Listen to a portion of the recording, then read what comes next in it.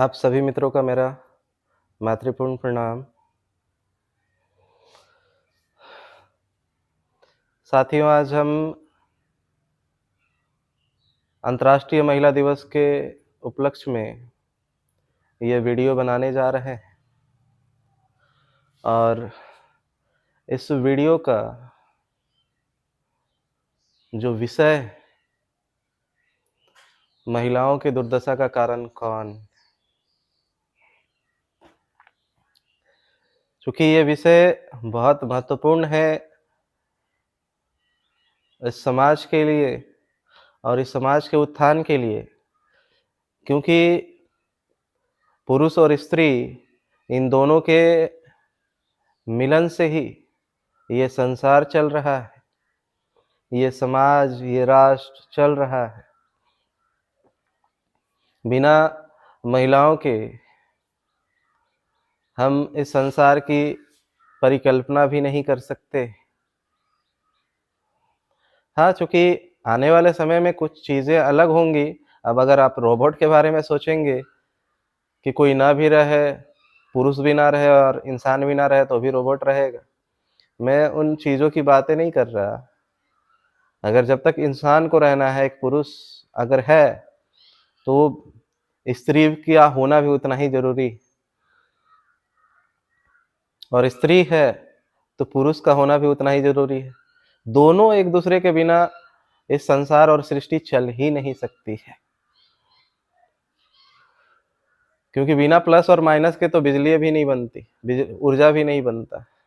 आज जो हमारे घरों में जो बिजली, जिस ऊर्जा का उपयोग कर हम पंखा चलाते हैं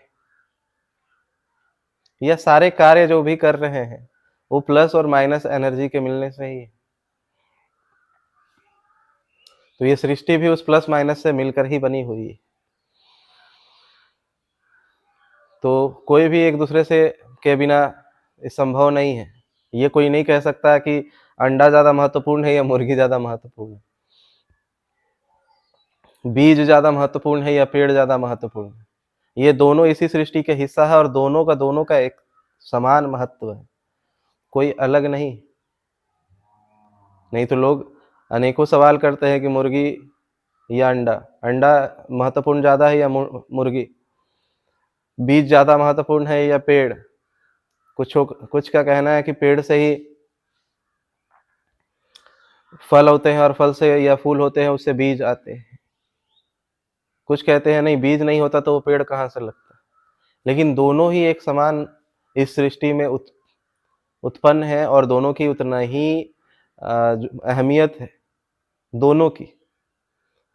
अगर हम ये जो कंपैरिजन करने चले जाते हैं, ये हमारा जो मन का जो कौतूहल, ये बस कौतूहल बस। जो कुछ कहते हैं ना कि दिमाग में कीड़े काटते हैं, जिसकी वजह से ऐसे सारे सवाल उत्पन्न होते हैं। इन सवालों के जवाब होते ही नहीं कि इससे क्या उत्पन्न हुआ है। वो दोनों के दोनों इस सृष्टि के लिए ज़रूरी है और इस प्रकृति ने उन दोनों को भी समान रूप से यहाँ पे रखा है, इससे बैलेंस करने के लिए। लेकिन कई ऐसी मान्यताएँ कहती हैं कि पुरुष से ही स्त्री निकली है। इन मान्यताओं को मैं नहीं मानता हूँ। क्योंकि फिर ऐसे आ जाता है, ये श्रेष्ठता आ जाती है कि पुरुष से ही स्त्री निकली, मतलब पुरुष महान। मतलब किसी ने जवाब दे दिया हो कि अंडे में से ही मुर्गी निकली, बस फाइनल, दैट्स इट, इसी को मान लेना है। नहीं, मुर्गी में से अंडा निकला है, ये भी मैं नहीं मानता, और अंडा में से मुर्गी निकला है, ये भी मैं नहीं मानता। ये दोनों के दोनों एक साथ मौजूद है। क्योंकि कोई एक को पकड़ने से फिर हम सृष्टि के और ये प्रकृति के नियम को हम चैलेंज करने लग जाते हैं। तो उसी तरीके से कोई भी जो सभ्यताएँ या मान्यताएँ ये मानती हैं कि पुरुषों में से ही स्त्री निकली, क्योंकि आदम और हव्वा का जो कॉन्सेप्ट है, उसमें ये कहा जाता है कि छाती से, फेफड़े से स्त्री को निकाला गया है, पुरुष की। इन धारणाओं और इन मान्यताओं को मैं नहीं मानता। दोनों के दोनों समान रूप से यहाँ पे उपस्थित है और कोई किसी से नहीं निकला है। और सारे के सारे, अगर पुरुष भी निकला है तो इसी प्रकृति से, और महिला भी निकली है तो इसी प्रकृति से निकली हुई है।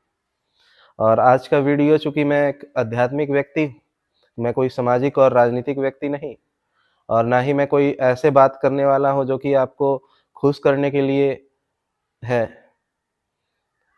क्योंकि राजनीति होती है कि किसी को खुश करके अपना वोट बटोरने के लिए।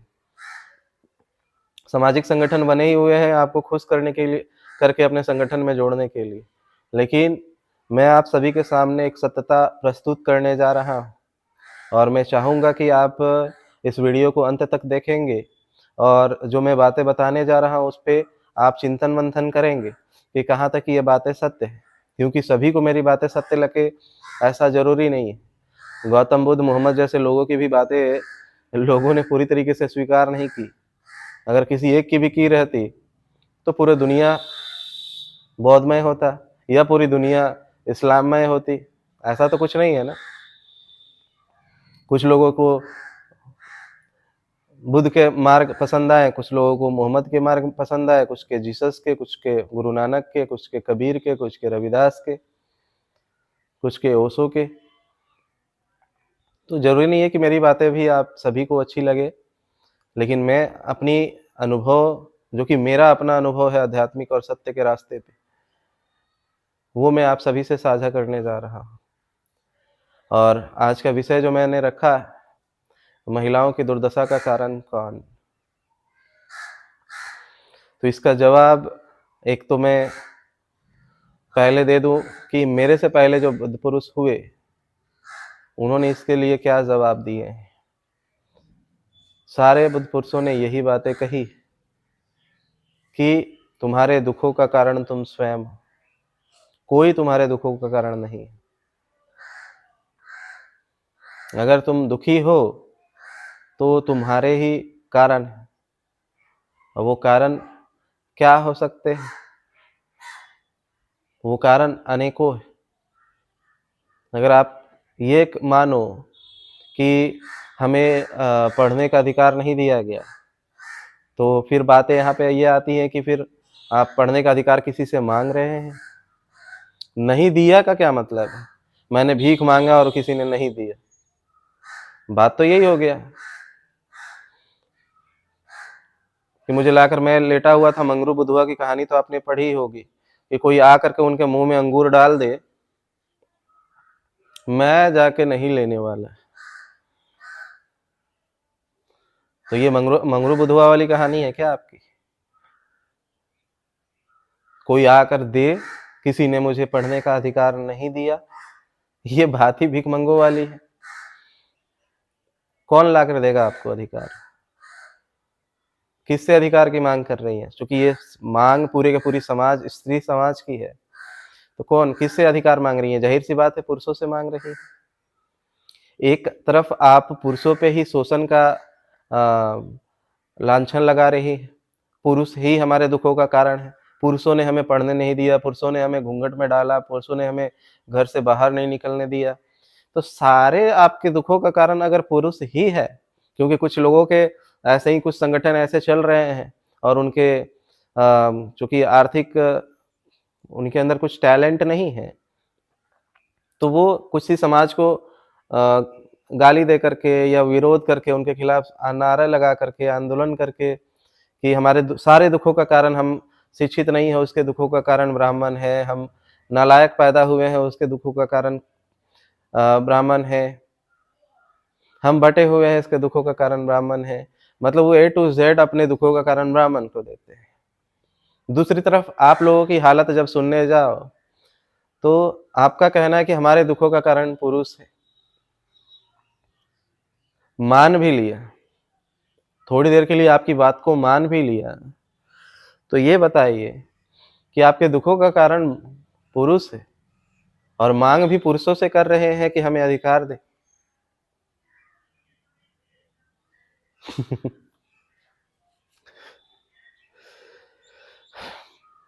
माफी चाहूंगा लेकिन हास्यास्पद है। आपके दुख का कारण भी ब्राह्मण, आपके दुखों का कारण भी पुरुष। और आपके दुखों का निवारण भी पुरुष ही करेगा। और आप क्या करोगे?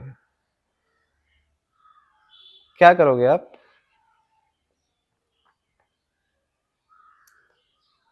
अगर कोई आके अगर आपको अधिकार देता है तो वही आपसे आपके अधिकार छीन भी सकता है, क्योंकि आप कमजोर हो। हमारे घर के पास ये घटना है, जो कि मैं, ये घटना तो हर जगह घटती है, लेकिन मैं वही बोलूंगा जो मेरा अपना अनुभव है। मैं दूसरों लोगों के अनुभव की बातें नहीं कर सकता। हमारे घर की तरफ कुछ भिखारी भीख मांगने आया करते थे, तो वे जब पैसा ज़्यादा इकट्ठा हो जाता तो कहीं रोड किनारे या ग्राउंड में बैठ करके वो पैसों को गिनते थे। डेली पैसा इकट्ठा करते दिन भर, और शाम में बैठ करके पैसे गिनते, उसके बाद घर चले जाते, क्योंकि उनके पास भी तो उतना दिमाग नहीं है ना कि घर में जाके गिनना है। तो वे रोड किनारे है या ग्राउंड में बैठ करके गिन रहे थे, तो कुछ लड़के थे जो कि शाम के वक्त में वो शराब पीने के लिए जाते शराब के ठेकों पे। तो उन्होंने देखा कि एक भिखारी बैठ करके पैसे गिन रहा है और उसके पास लगभग 400-500 रुपए हो गए हैं, सिक्के 1, 2, 5, 10 के सिक्के लेकर के और नोट लेकर के। ढेर सारे पैसे उन लोगों को दिखे उसके हाथ में, नोट और सिक्के। तो उन लोगों ने जा करके उस भिखारी से पैसे छीन लिए, क्योंकि भिखारी कमजोर है, वो अपाहिज है, कमजोर है।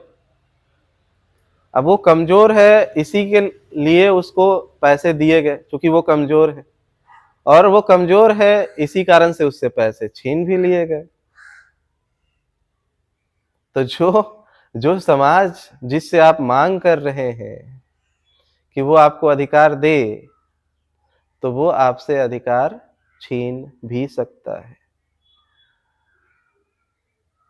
वो आपसे अधिकार छीन भी सकता है। अगर अधिकार दे सकता है तो अधिकार छीन भी सकता है। और आप अधिकार भी किससे मांग रहे हैं? पुरुषों से ही।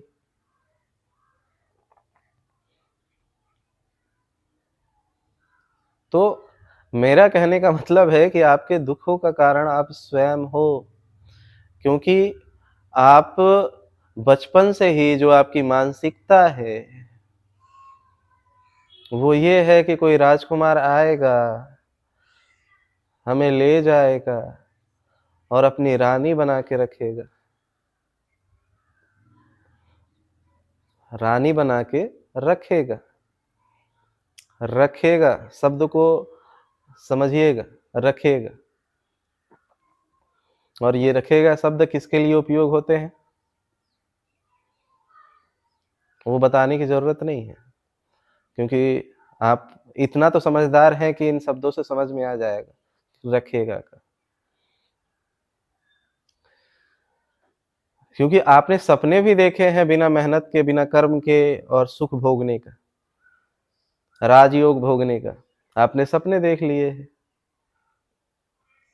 कि कर्म नहीं करना, कोई राजकुमार आएगा जो पैसे वाला होगा, जिसके पास महल होंगे, राजगद्दियां होंगी, महंगे महंगे आभूषण होंगे, महंगे कपड़े होंगे। वो आएगा और हमें अपने घर से लेके जाएगा और अपने राजकुमारी बना करके हमें अपने पास अपने महल में रखेगा। मतलब ऐसे सपने देखने, ये सपना कभी भी कोई पुरुष नहीं देखता है। मानसिकता को समझाने की कोशिश कर रहा हूं। यह सपना कोई पुरुष नहीं देखता है अपने सपने में कि कोई रानी आएगी, रथ पे बैठा के ले जाएगी और हमें अपने महल में रखेगी। नहीं देखता है। वो जब भी सपने देखता है तो यही देखता है कि मुझे बहुत मेहनत करने पड़ेंगे, मुझे पढ़ाई करनी होगी, न चाहते हुए भी पढ़ाई करनी होगी, न चाहते हुए भी मेहनत करना होगा, न चाहते हुए भी सारे कार्य करने होंगे, ढेर पैसा इकट्ठा करना होगा, घर बनाना होगा, तभी जाकर के कोई मुझसे शादी करेगा, तभी जाकर के मैं एक अच्छा जीवन जी सकता हूँ, तभी जाकर के इस समाज में सम्मान पूर्वक जीवन यापन कर सकता हूँ, लोगों के सामने अपना मूंछ खड़ा कर सकता हूँ, लोगों के सामने चेहरा दिखा सकता हूँ, नहीं तो लोग बोलेंगे कैसा नालायक है। ऐसे सपने सोचता है एक पुरुष। और एक महिला क्या सोचती है कि कोई राजकुमार आएगा और आकर के अपने घर ले जाएगा और वहां पे ले जाके हमें रानी की तरह रखेगा। मतलब बिना कर्म के ही आप फल की चिंता कर, आप फल पाने की चाहत रखते हो, और ये जो फल पाने की चाहत है यही आपको दुख देती है। बिना कर्म किए सुख भोगने की चाहत ही आपको दुख देती है, बिना कर्म के। और एक खास चीज, जो ज्यादा अमीर होगा, एक साइकोलॉजिस्ट कहते हैं, और ऐसे कई आंकड़े हैं और मनोवैज्ञानिक के भी, कि जो ज्यादा पैसे वाले होते हैं, मतलब वो ज्यादा हार्ड वर्कर होते हैं, वो उतना ही ज्यादा प्रेम से दूर होते चले जाते हैं। कारण है कि वो अपनी सारी ऊर्जा को एक क्षेत्र में लगाते हैं, और उनके लिए प्रेम के लिए कोई जगह नहीं होता, क्योंकि प्रेम मर जाता है वहां पे जब हम पैसे कमाने के बारे में सोचते हैं। क्यों? इसके पीछे के कारण ये है कि अगर वो उसके अंदर प्रेम भाव हो तो वो ज्यादा से ज्यादा पैसे कमा ही नहीं सकता, क्योंकि पैसा बिना हिंसा के ज्यादा से ज्यादा नहीं कमाया जा सकता, और हिंसा जहां हो वहां प्रेम नहीं होता है। आप सोचते होंगे कि ये हिंसा कैसे हो सकता है, तो बताया है बुद्ध ने इसके बारे में। गौतम बुद्ध ने कहा है सम्यक आजीविका के लिए। अगर आप आजीविका कर रहे हैं तो फिर गौतम बुद्ध ने सम्यक आजीविका की बातें क्यों कही? इसलिए कही कि आप जो आजीविका करते हो इसमें क्या करते हो, 1 रुपया का सामान 10 रुपये में बेच रहे हो, तो ठगी कर रहे हो। और जो व्यक्ति प्रेमी होगा, प्रेम मार्गी होगा, जिसके अंदर में प्रेम होगा, वो किसी से ठग नहीं सकता। 1 रुपया का सामान को 10 रुपया नहीं ले सकता। 1 रुपया को मुफ्त में देने की क्षमता रखता है एक पूर्ण प्रेमी व्यक्ति। और इसका उदाहरण है गुरु नानक साहब। उनके पास जब कोई आता सामान लेने और वो प्रेम में डूबे रहते, तो कितने मन चावल, कितने मन गेहूं तो वो ऐसे ही मुफ्त में दे देते, जिससे कि व्यापारी ऐसे करते नहीं। तो प्रेम में जब व्यक्ति होगा तो वो तो व्यापार कर ही नहीं सकता, वो पैसे कमा ही नहीं सकता। तो 1 के 10 पैसे लेने, 1 रुपये के 10 रुपये लेना, तभी वो ज्यादा अमीर हो सकता है। दूसरी चीज ये कि वो व्यक्ति उतना ही पैसा कमाएगा जितना से उसका काम चल जाए। वो एकत्रित करने के बारे में नहीं सोचेगा, जो प्रेममय व्यक्ति है। इसका उदाहरण कौन है? कबीर साहब। वे उतना ही कपड़े बुनते थे जितना से जिसको बेच करके 2 वक्त का खाना हो जाए, फिर अगले दिन फिर बुनते और फिर उसको बेच के आते और उससे 2 वक्त का खाना हो जाए। तो वो व्यक्ति एकत्रित करेगा नहीं धन, जो प्रेम वाला होगा। तीसरा, वैसा व्यक्ति जो प्रेममय हो वो हिंसा का सहारा नहीं ले सकता। कई ऐसे बिजनेस है जिसको बुद्ध ने भी मना किया कि जीव हत्या करके आप जीवन और ना करें। आपका जो आजीविका का स्रोत है वो किसी जीव की हत्या के ऊपर ना टिका हो। यहाँ पे तो बड़े पैमाने पे बूचड़ खाने हैं, पोल्ट्री फार्म्स हैं, मटन है, चिकन है, फिश फैक्ट्रीज है, इतनी चीजें चल रही हैं जिसको बेच करके लोग इतने जीव हत्या कर करके पैसे कमा रहे हैं। उसके बाद उन्होंने कहा सम्यक आजीविका में कि जैसे हमने किसी को पैसे दिए उधार में, हमने दिए उसे 1 लाख रुपया उधार, और उसकी खून चूस करके उसका 1 से 10 लाख रुपया ले लिए, ब्याज पे ब्याज, ब्याज पे चक्रवृद्धि ब्याज ले लेकर के उसका शोषण कर रहे हैं, और इस तरीके से अमीर हो रहे हैं। अधिकतर जितने जमींदार हैं उन्होंने तो ऐसे ही करके जमीनें हड़पी हैं लोगों की, और वो अमीर हुए हैं। तो जो अमीर होगा वो उतना प्रेमपूर्ण नहीं हो सकता है, उसके जीवन में प्रेम नहीं। पैसा और प्रेम एक दूसरे के विरोधी। हाँ, जो व्यक्ति चाहे कि वो प्रेममय हो जाए, और प्रेममय हो करके भी पूरी तरीके से जब वो अपने आप उसके पास पैसे आए तो वो होगा, लेकिन वो पैसे की चाहत नहीं रखेगा कि मेरे पास पैसे आए। जैसे बुद्ध ने पैसे की चाहत नहीं रखी, लेकिन उनसे ज्यादा संपत्ति किसी के पास थी भी नहीं, क्योंकि भारत भर के सारे राजा उन्हें आकर दान दिया करते थे। भारत भर के सारे राजाओं ने अपने अपने एरिया में उनके लिए जमीनें दान दे रखी थी बुद्ध विहार के लिए। तो कह सकते हैं कि इतना ज्यादा उनके पास जमीन थी जितना एक राजा के पास नहीं होती। बुद्ध को इतना ज्यादा जमीनें दान में मिली थी कि जितना एक राजा के पास नहीं होती है। बुद्ध के पीछे इतनी प्रजाएं थी जितना कि एक राजा के पीछे उतनी प्रजा नहीं होती है। लेकिन उन्होंने अपने से उसको चाहत नहीं रखी थी, लोग अपने आप आ गए थे। तो जो ज्यादा पैसे की आप डिमांड करेंगे उससे आपको प्रेम नहीं मिलने वाला है। तो आज आपको देखने को मिलता है कि जब कोई लड़की किसी ज्यादा पैसे वाले के पीछे जाती है, वहां प्रेम नहीं मिलता तो वहां से तलाक। बिल गेट्स की वाइफ ने उसे छोड़ दिया। बहुत सारे क्रिकेटर, चाहे वो हार्दिक पांड्या हो, दिनेश कार्तिक हो, शिखर धवन हो, ये पैसे वाले ही तो है, ऋतिक रोशन हो। सब कुछ एक साथ नहीं मिलता है। अगर पैसे मिलते हैं तो इज्जत नहीं मिलती है, खूबसूरती मिलती है तो प्यार नहीं मिलता है। क्योंकि ऋतिक रोशन जैसा स्मार्ट तो हीरो है नहीं, फिर भी उसे उनकी वाइफ ने उसे छोड़ दिया। क्यों? क्योंकि उसकी स्मार्टनेस पे, उसके पैसे पे फिदा हुई, तो वो उसको समय नहीं दे पा रहे थे। तो आपको सब कुछ नहीं मिल सकता है। आप चाहो कि आपको पैसे भी मिल जाए, आपको प्रेम भी मिल जाए, आपको इज्जत भी मिल जाए, आपको समय भी मिल जाए, इन सब की चाहत आप अकेले रखेंगी, ये सारी चीजें आपको नहीं मिल सकती है। और ये सब पाने की चाहत आपको मुफ्त में, तब तो और नहीं मिल सकती।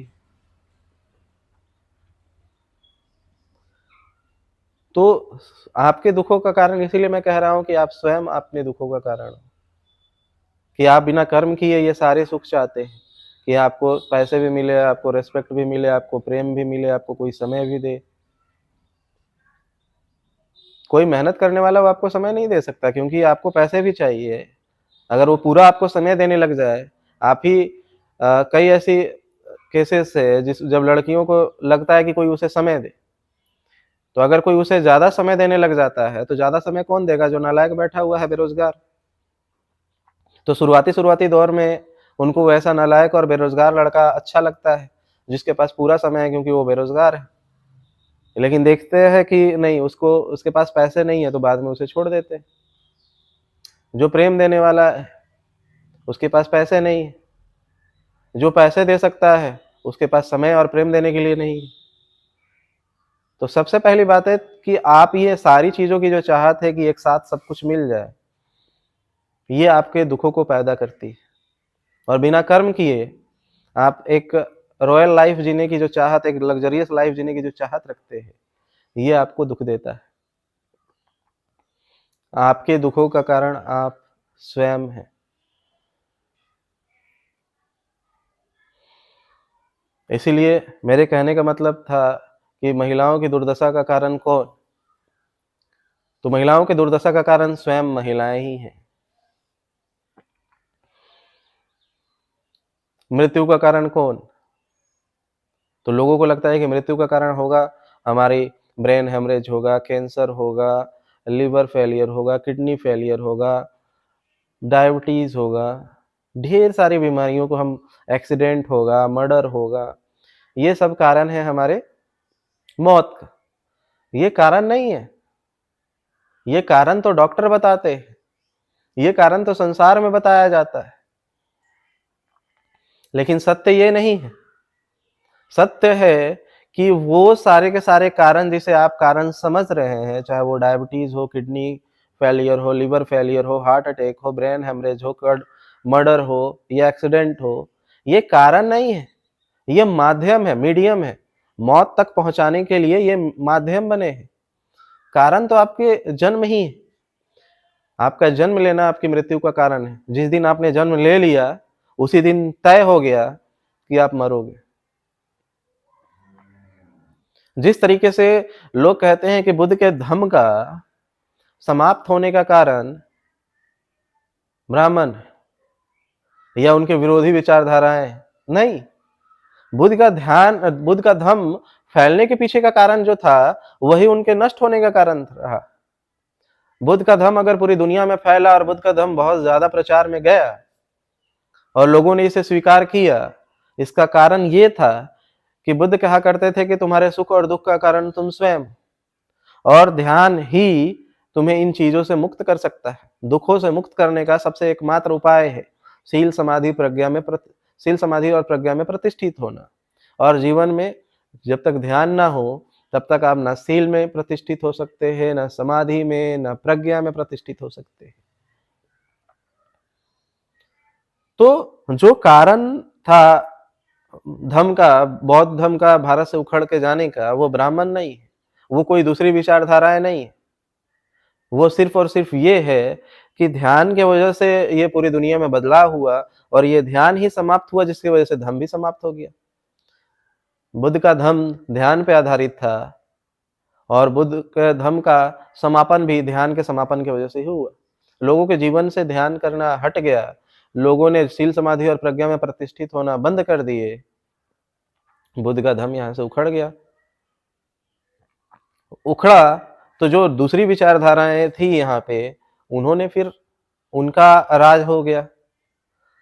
तो जो हम कहते हैं ब्राह्मण या दूसरी विचारधाराएं, ये माध्यम बनी, ये कारण नहीं है।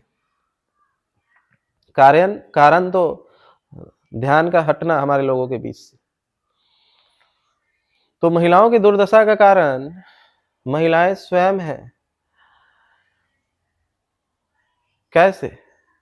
महिलाओं को जब अधिकार मिलने की बातें करते हैं, चलो एक पुरुष आया, महापुरुष डॉक्टर बी आर अम्बेडकर, उसने आपको अधिकार दे दिए, आपने उस अधिकार का क्या किया? आपको अधिकार दिया इक्वलिटी बिफोर लॉ का, कि कानून के नजर में आपको समान अधिकार मिले, तो आपने उसका क्या किया? कानून के अनुसार में आपको समान अधिकार दिया गया, आपने उसका उपयोग क्या किया? जैसे ही अधिकार मिला, उस शिक्षा का उपयोग आपने गलत कृत्यों में, क्योंकि घर से बाहर निकलने दिया गया, तो घर से बाहर निकलते ही ढेर सारे ऐसे केसेस आए कि महिलाएं गलत दिशा में चली गई, भटक गई। भटकी क्यों है? क्योंकि उन महिलाओं के अंदर भी जो ध्यान था वो समाप्त हो गया है। क्योंकि पुरुष भटके या महिला भटके, अगर पुरुष पहले भटके हुए थे तो उसका काम भी काम वासना था, उसका कारण भी काम वासना था। और महिलाओं को जैसे ही घर से बाहर निकलने की अनुमति मिली और आज़ादी मिली, तो वो भी काम वासना में ही भटक गई। और इसके वजह से अनेकों तलाक के केसेस आपको देखने के मिलते हैं, या ढेर सारे ऐसे केसेस मिलते हैं कि वो शिक्षा के लिए बाहर गए और काम वासना के चपेट में आकर के उनकी पढ़ाई बर्बाद हुई, या वो सुसाइड कर लिए, शिक्षा में बाधा आई। और चूंकि बाहर निकलने से काम वासना पे कारण वे संबंध में आए, और उसके वजह से चाहे उनके साथ गलत कुछ हुआ या उन्होंने गलत भी हुआ, तो उसका कारण भी वो स्वयं रहे। और इसका जब प्रचार हुआ कि ऐसे बाहर रहने पे और बाहर जाकर पढ़ाई करने से ये सारी चीजें घटनाएं घट रही हैं, तो बाकी जो पेरेंट्स थे उन्होंने क्या किया कि और बाकी लड़कियों को, अपने घर की लड़कियों को बाहर निकलने नहीं दिया, कि नहीं नहीं ये भी जाएगी तो फिर वैसे ही कृत्य हो जाएगा। तो ये सारी चीजें घटना हो गई, वो भी महिलाओं ने ही किया। दूसरा कि इक्वलिटी बिफोर लॉ, कानून की नजर में जो इक्वलिटी की बातें करना, इक्वलिटी और सिमिलरिटी में अंतर होता है। महिलाओं ने इस चीज को समझा नहीं। इक्वलिटी मतलब कानून के नजर में इक्वलिटी है कि हाँ आप महिला हो, उसके अधिकार अलग, पुरुष होने के नाते उसके अधिकार अलग। लेकिन आप इक्वल होने के जगह पे आप सिमिलर होने की जो कोशिश करने लग गई, सिमिलर मतलब आप पुरुष जो कार्य करते हैं उसी को आप करने लग गए। पुरुष जिस कार्य को करते थे, जिसके कारण आपको बुरा लगता था, वही कार्य आप करने लग गए। आपने बोला कि जब पुरुष कर सकते हैं, तो हम क्यों नहीं कर सकते? पुरुष कर सकते हैं तो हम क्यों नहीं कर सकते? अब हमें ये बताएं कि एक तरफ आपका ये कहना है कि पुरुष गलत थे, आप ये कहते हो एक तरफ कि पुरुष गलत थे, उनका व्यवहार, उनका आचरण सब गलत था। तो चलिए मान लेते हैं उनका आचरण और व्यवहार गलत था। आपने क्या किया? आपको जब अधिकार मिले और आजादी दी गई, या आपने आजादी लिया, अधिकार लिया, तो आपने उसका क्या उपयोग किया? मतलब एक व्यक्ति को मैंने चाकू दिया और उसने उसका गलत उपयोग किया, और आपने उसका विरोध कर रहे हैं कि नहीं नहीं देखो, चाकू लेकर के जाकर किसी की हत्या कर दिया, किसी को नुकसान पहुंचा रहा है, या जबरदस्ती चाकू दिखा के पैसे लूट रहा है, किसी का शोषण कर रहा है। तो आपने क्या किया? जब आपको भी वो चाकू मिला, तो आपको तो उस चाकू का उपयोग सही कामों में करना चाहिए था, सही कृत्य में करना चाहिए था, उस अधिकार का उपयोग। ये बताना चाहिए था इस पुरुष समाज को कि तुम्हें अधिकार मिला था तो तुमने इसका उपयोग गलत कामों के लिए किया, और देखो जब मुझे अधिकार मिला है तो मैं इन अधिकारों का सही कामों में उपयोग कर रही हूं। तो आपने क्या किया? जब आपको अधिकार मिला तो आपने क्या किया? सबसे पहले कपड़े ही हटा निकाल दिए, अर्धनग्न होकर के कपड़े पहनना शुरू कर दिए। मतलब आपको घूंघट डाला जा रहा था, इसका मैं कह सकता हूं कि चलो घूंघट डाला जा रहा था ये गलत, लेकिन एक बैग से घूंघट से हट करके आधे कपड़ों में आ जाना, अर्धनग्न हो जाना, ये कहां से सही है? अगर पुरुष का शराब पीना अगर आपको गलत लगता था, आज महिलाएं शराब पी रही हैं, वो कौन सा अच्छा हो गया है? अगर पुरुषों का सिगरेट पीना गलत था, तो महिलाओं द्वारा जो आज सिगरेट पिया जा रहा है, ये कौन सा सही है? पुरुष अगर गुटखा खा रहे थे, खैनी खा रहे थे, वो गलत था, तो फिर आप खैनी और गुटखा खा रहे हो, ये कौन सा सही है? पुरुष मांस भक्षण थे, मांस भक्षण कर रहे थे, लेकिन आप मांस भक्षण करना शुरू कर दिए, ये कौन सा सही है? पुरुष ध्यान करना छोड़ दिए, आपने भी ध्यान करना छोड़ दिया, ये कौन सा सही है? पुरुष का अनेकों महिलाओं के साथ संबंध बनाना आपको गलत लगता था, क्योंकि आपको लगता था कि ये पुरुष होने के अधिकार के नाते ये अनेकों महिलाओं से संबंध बनाते हैं, ये पुरुष चरित्रहीन है या पुरुष गलत है। लेकिन आपको अधिकार मिला तो आपने क्या किया? आप भी मल्टीपल पुरुषों के साथ संबंध बनाना शुरू कर दिए।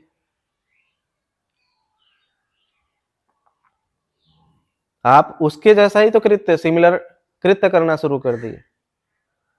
आपको जब अधिकार मिला तो आपने तो उस अधिकार का ऐसा उपयोग करके नहीं दिखाया कि देख तुझे अधिकार मिला था तो तूने ऐसे गलत गलत कृत्य किए, देख मुझे अधिकार मिला है तो मैं उसको एक अच्छा उपयोग सृजन करने में कर रही हूँ, इस व्यवस्था को और खूबसूरत करने में कर रही हूँ।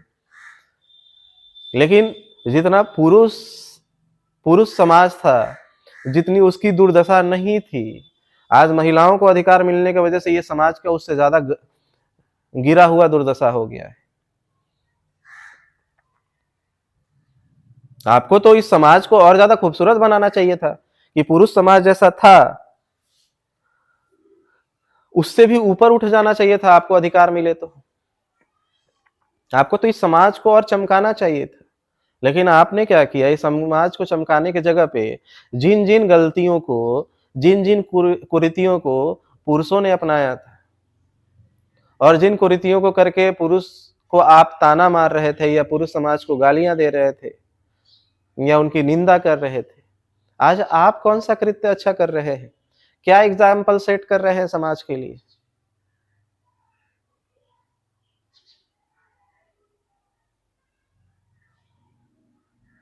आज देखने को मिलता है कि आधा से ज्यादा, चूंकि आपको अधिकार मिल गए, ऐसा नहीं कहता कि डोमेस्टिक वायलेंस नहीं होते हैं, महिलाओं पे शोषण नहीं होता है, लेकिन मेरे आंखों देखी ऐसे केसेस है जिसको देखने से पता चलता है कि, और सरकारी आंकड़े भी है ऐसे,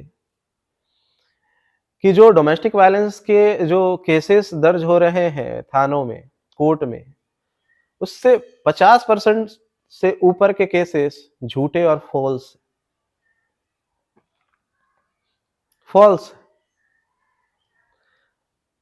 अधिकतर जो रेप के केसेस है और लड़कों को फंसाया जा रहा है वो फॉल्स। आधे केसेस तो फॉल्स ही निकल रहे हैं। चलिए आधे के लिए मैं मायने रखता हूं कि हाँ आपके साथ शोषण हुआ, ये हुआ, लेकिन जो आधा केस है उसका क्या? वो आधा केस क्यों है? आपने झूठा केस क्यों किया है? आप ये झूठ का अगर सहारा लेंगी, और अगर आपने बुरे संस्कार बनाए समाज में, तो हर चीज का रिटर्न आता है। प्रकृति का नियम है कि आपके संस्कारों को रिटर्न आपके ऊपर फेंकता है।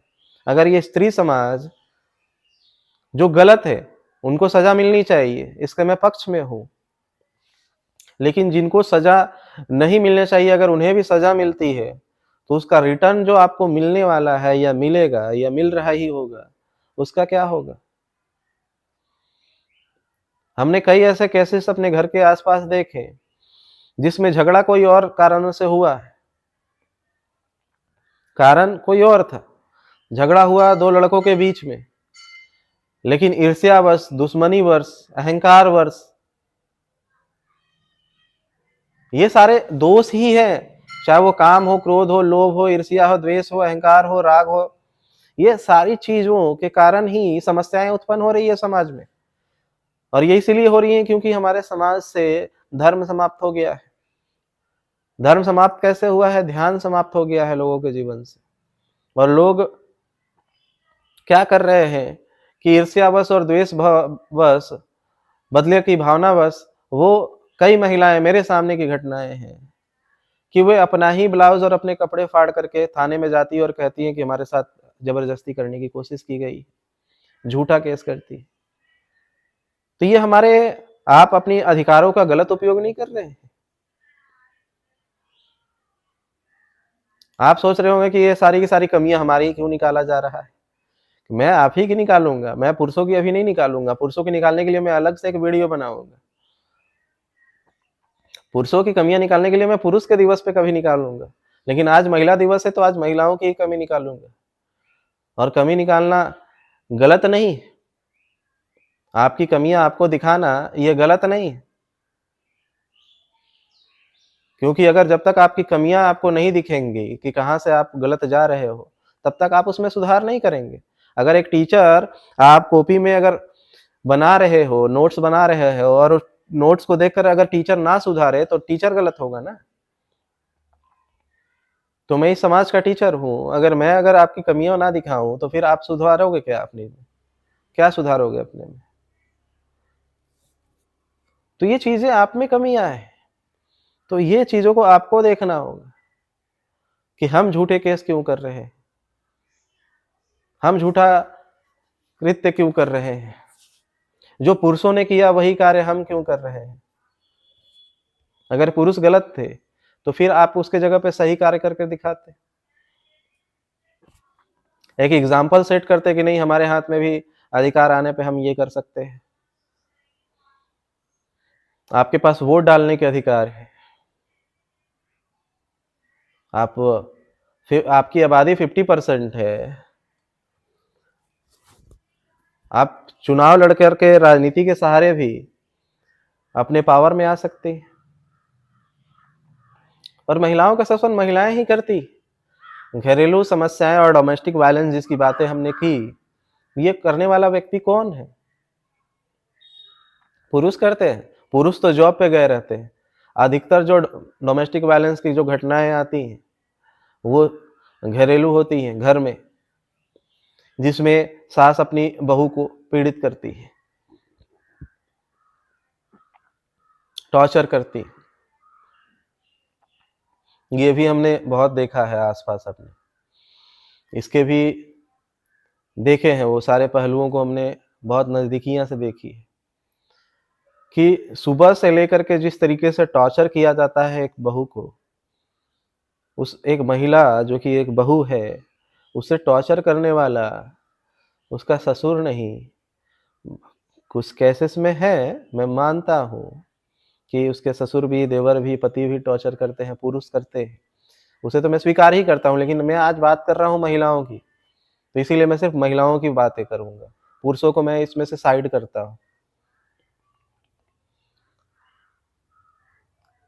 तो महिलाएँ क्या करती हैं, चूँकि अपनी बेटी जब हो, तो वो 8-10 बजे तक अगर सोकर उठती है, तो मेरी वो लाडली बेटी होती है। तो एक तरफ पहले आपने अपनी बेटी को बिगाड़ा 8-10 बजे तक सोकर उठने का। आपने अपनी बेटी को खाना बनाना नहीं सिखाया। हर पुरुष को भी सीखना चाहिए, ऐसा नहीं है कि महिला को ही सीखनी चाहिए। मुझे भी खाना बनाने आता है और मैं भी खाना बनाता हूँ। तो मैं खाना बनाने की बातें इसलिए आई क्योंकि जो कृत्य घर में किए जा सकते हैं, मैं वही तो बात करूँगा ना। तो घर का जो कृत्य है, मैं उसी की बात कर रहा हूँ। तो आपने अपनी बेटी को सुबह-सुबह उठाया नहीं, आपने उसे लाड प्यार दिया, आपने उसे खाना बनाने की कला नहीं सिखाई, उसको कढ़ाई बुनाई नहीं सिखाई, उसको स्कूल नहीं भेजा पढ़ने के लिए कि नहीं लड़की है पढ़ के क्या करेगी। वो लेट तक सो रही है, उससे आपने झाड़ू-पोछा नहीं कराया। ये सारे कृत्य आपने अपनी बेटी से नहीं कराया, ना सिखाया, ना कपड़े धुलवाए। लेकिन जैसे ही कोई लड़की आपके घर पे आती है, जो दूसरे के घर की लड़की है, वो भी तो स्त्री ही है ना। जैसे ही आती है तो आप उससे डिमांड करते हो कि जिस दिन वो आपके घर आई, अगले दिन से 5 बजे भोर में, 4 बजे भोर में उठे और घर का सारे कार्य करने लगे। मतलब जो कार्य आप अपनी बेटी से नहीं करवाते थे, वो उसको अपनी बेटी को आपने 4 बजे कभी नहीं उठाया। अपनी बेटी से कभी भी आपने झाड़ू-पोछा नहीं कराया, अपनी बेटी से कभी आपने खाना नहीं बनवाया। वो सारे कार्य आपने अपनी बेटी से कभी बाथरूम साफ नहीं करवाया। वो सारे कार्य आप अपनी बहू से करवाते, अपनी भाभी से करवाते। तो ये क्या है? वो जो एक जो लड़की जो किसी के घर में ब्याह करके गई है, उसका शोषण करने वाली उनकी उसकी ननद और उसकी सास ही तो होती है। और उसके रिलेटिव आस-पास के जो रिलेटिव है वही तो होते हैं। गाँव मोहल्ले में बैठ कर के जो महिलाएँ हैं वे उनके सिखाने वाली कि तू अपनी बहू को ऐसे टाइट करके रख, ज़्यादा उड़ने मत दे, छूट मत दे, उसको घूँघट में रख, उसको दबा के रख, उसको डाँट करके रख, उससे पैर दबवा, उससे सारे काम करवा, उसको ठीक से खाना बनना मत खाने दे। ऐसी-ऐसी घटनाएँ मेरे सामने आई है, कुछ तो महिलाएँ मुझे बताई कि जब वो दिन भर अपना सारा कार्य करने के बाद जब खाना भी खाने बैठती, तो उनकी सास उनको खाना भी ठीक से खाने नहीं देती। खाना खाते समय इतना उनको बोलती अपशब्द कि वो बीच से ही खाना को उठ जाती। क्योंकि इतना ताने और टॉर्चर सहने के बाद कोई व्यक्ति खा भी कैसे सकता है। तो उनको अपने ही उसी घर में रह करके चोरी छुप करके खाना खाना पड़ता है। ये चोरी छुप करके खाना खाने को किसने मजबूर किया? महिला ने ही ना। तो एक महिला का शोषण एक महिला ही करती है। कुछ केसेस में ऐसे आए कि अपना तो अपनी बेटी को पढ़ाना नहीं,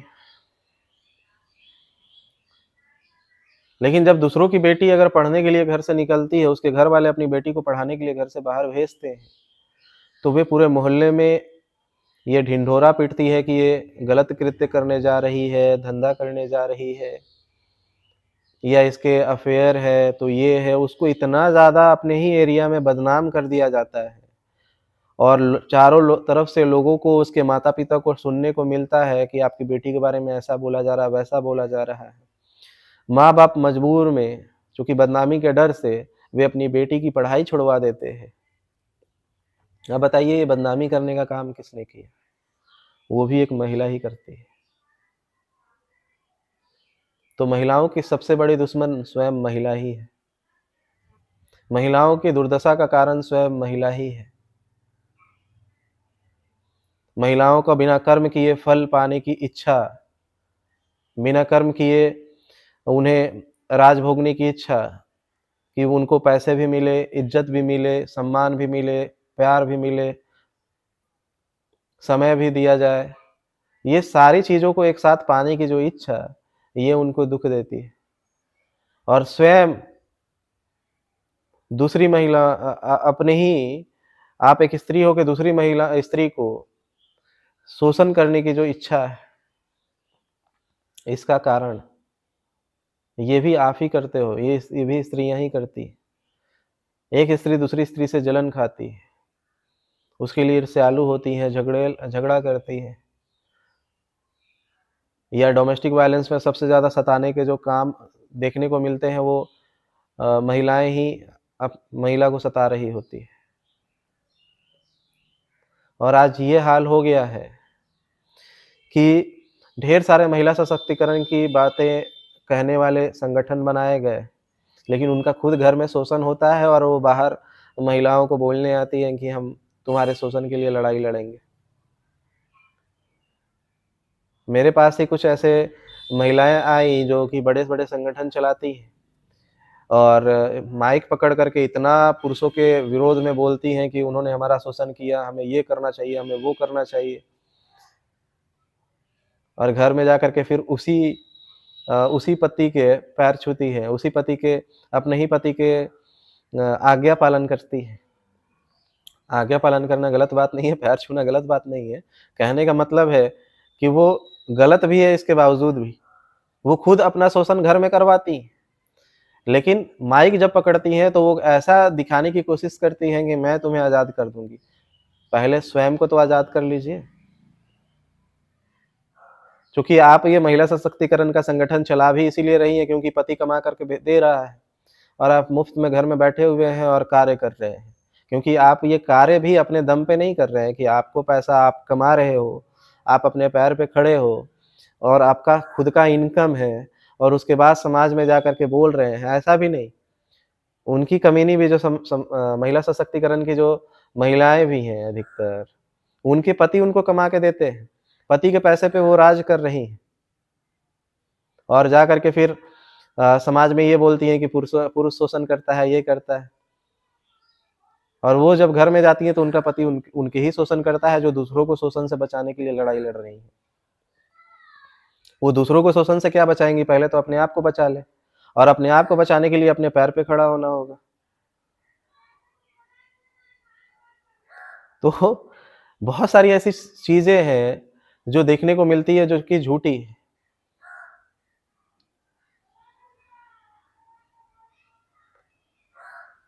महिला सशक्तिकरण के नाम पे महिलाओं का और ज़्यादा शोषण हो रहा है, अलग-अलग प्रकारों से। मेरा ही अपना जिम था, जिम के ऊपर में महिलाओं के अधिकार के लिए एक ऑफ़िस खोला गया था। और कुछ दिन बाद उस पे रेड पड़ा, छापा पड़ा और पता चला कि उसी के अंदर में अ, गलत कृत्य चलते थे। चूँकि जो महिलाएँ अपने घर में शोषित होकर रहती थी, बहुत शोषण होता था, तो वो ऐसी महिलाएँ वहाँ पे जाती थी और उन महिलाओं को वो महिला की जो अध्यक्ष होती थी, वे उन्हें माइंड वॉश करती थी कि तुम्हारे पास पैसा नहीं है, इसीलिए तुम्हारे पास अधिकार नहीं है। तुम्हारे पास पैसा होगा, तुम्हारे पास तो तुम्हें कोई दबा नहीं सकता, तुम इज़्ज़त से जी सकती हो। ऐसे करके ढेर सारा माइंड वॉश कर देते थे और वो कहते थे कि तुम हमारे पास आओ और वो महिला पुलिस का सहायता लेकर के उनके घर जाती महिलाओं को और उसके पति को डाँट खिलवा देती और नेक्स्ट टाइम से पुलिस से डर के कारण जो उसका पति होता, वो उनका बोलता भी नहीं कुछ। और वो महिला आयोग की जो महिलाएँ हैं, वो कहती कि मैं इन्हें अपने यहाँ पे जॉब देती हूँ, चलो यहाँ पे आकर के इतने घंटे जॉब करना, इस पुरुष के पीछे अंडर में नहीं रहना है। और वो इसके झांसा दे करके वो अपने ले जाती है अपने आयोग में और वहाँ से ले जाकर के उनसे धंधा करवाती। कि तुम्हारे पास पैसा होगा, तो क्या पैसे कमाने के वही एक तरीके हैं? तो कई ऐसे महिला सशक्तिकरण के नाम पे महिलाओं से ही देह व्यापार करवाया जाता है। क्या ये कौन करवा रहा है? ये भी पुरुष करवा रहे हैं। इसीलिए मैंने कहा कि महिलाओं का शोषण भी महिलाएं स्वयं कर रही हैं।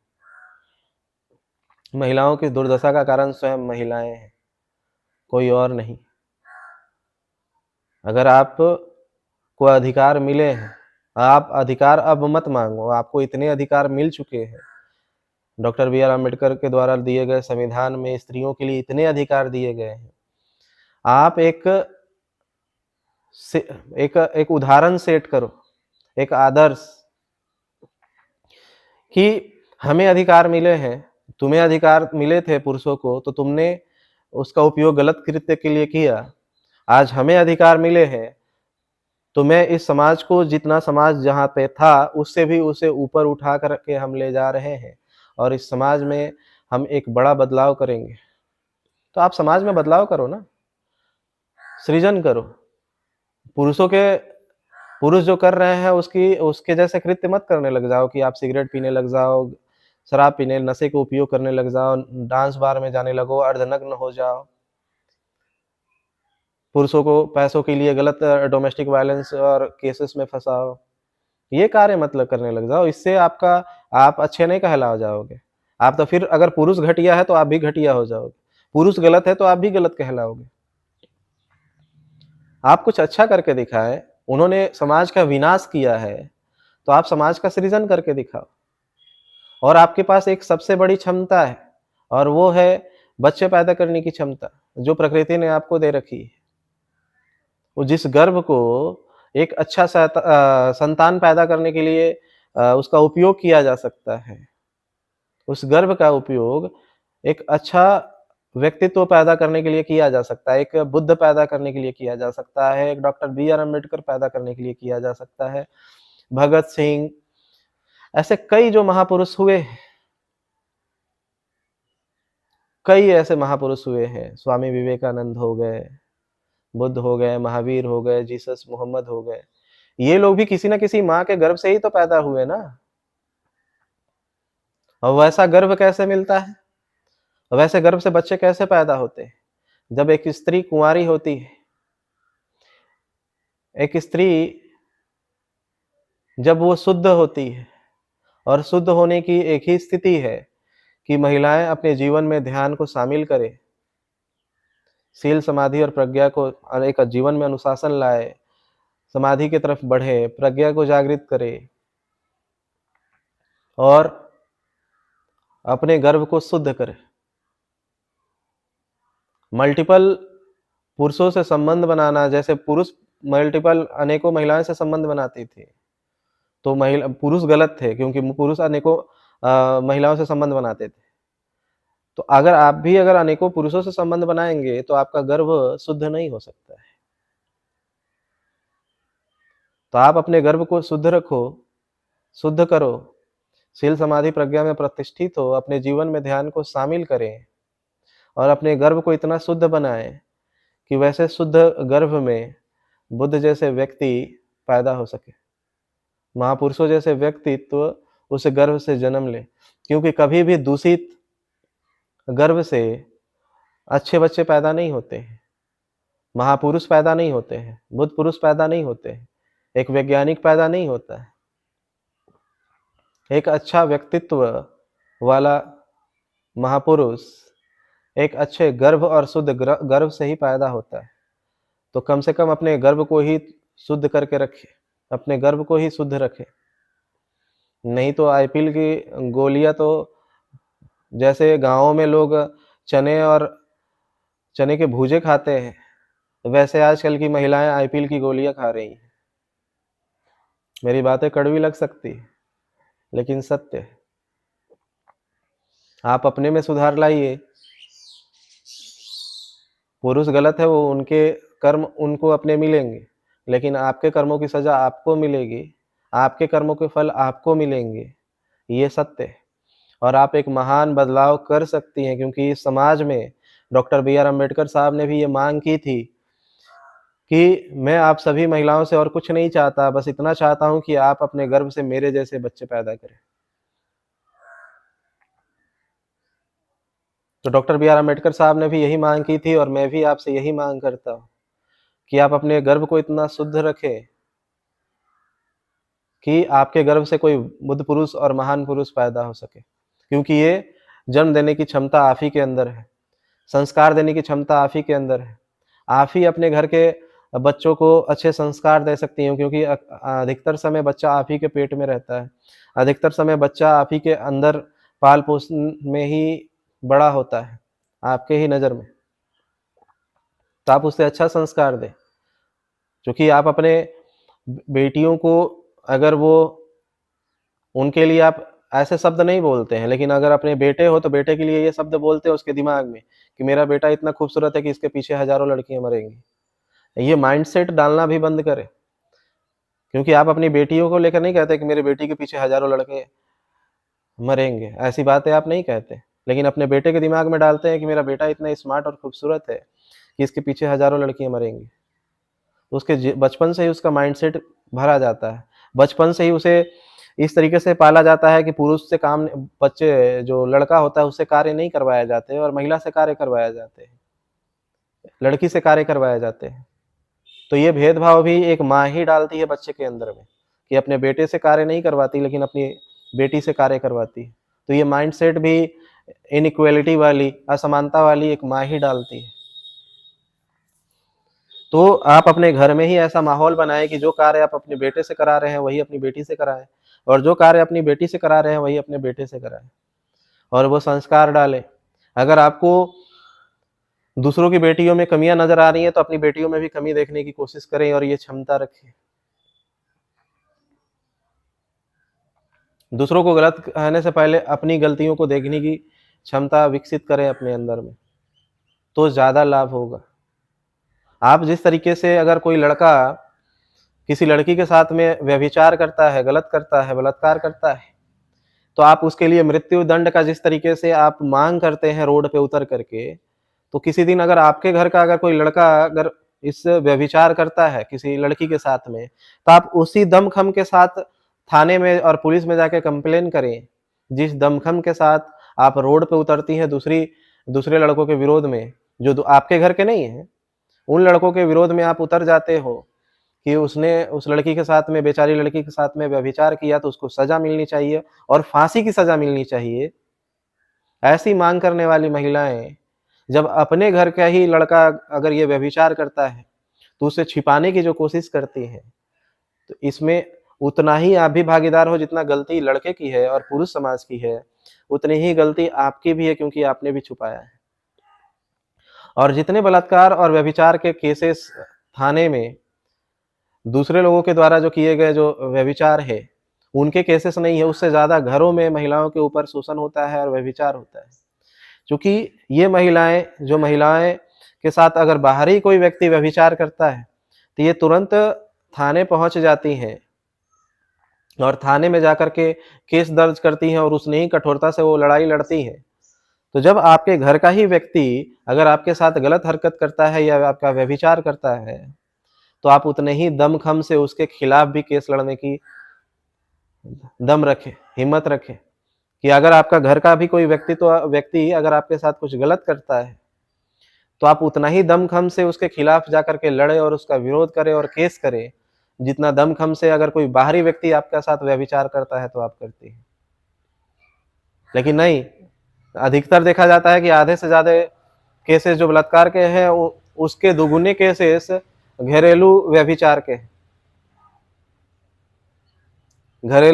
घरों में आसपास के रिश्तों में व्यभिचार के केसेस ज़्यादा हैं, लेकिन वो चूंकि झूठे सम्मान के कारण हम उन केसेस को नहीं करते हैं।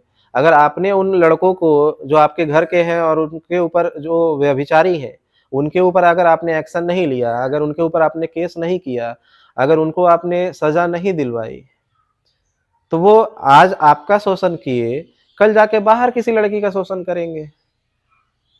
तो आप भी तो मनोबल बढ़ा रहे हैं ना। अगर आपके घर का कोई व्यक्ति अगर ऐसा कर रहा है, आस-पास रिश्तेदार का, पड़ोसी, आपका अपना रिश्ते नाता, आपका घर का कोई व्यक्ति अगर व्यभिचार कर रहा है, तो उसका केस जल्द से जल्द थाने में जाकर के करे, कोर्ट में जाकर इसकी सूचना दे। नहीं तो वो व्यक्ति आज आपके साथ शोषण किया है, कल किसी और के साथ करेगा। ये झूठे सम्मान में जीने की चाहत ना रखें, क्योंकि आप भी फिर व्यभिचार को बढ़ावा देने का कार्य कर रही हैं। मैंने जो बातें रखी, हो सकता है मेरी बातें आप सभी को कड़वी लगे, बुरी लगे, लेकिन मैं किसी को खुश करने के लिए नहीं बोल रहा हूँ। मैंने पहले ही कहा कि मैं कोई राजनीतिक और सामाजिक व्यक्ति नहीं, क्योंकि मुझे आपको अपने संगठन में जोड़ना है या मुझे आपसे वोट लेना है तो मैं आपकी तारीफ करूँ। मैंने जो सत्य कहा वो सत्य जो था, जैसा था वैसा ही मैंने आपके सामने रखा। आपको आप इसके ऊपर चिंतन मंथन करें, अगर आपको ये बातें सही लगती हैं, तो आगे अपने आप में निखार लाने का और सृजन करने का कार्य करें, विनाश का नहीं। आप लोगों ने मेरी बातों को ध्यान से सुना, इसके लिए मैं आपका बहुत-बहुत अनुग्रहित हूँ। धन्यवाद।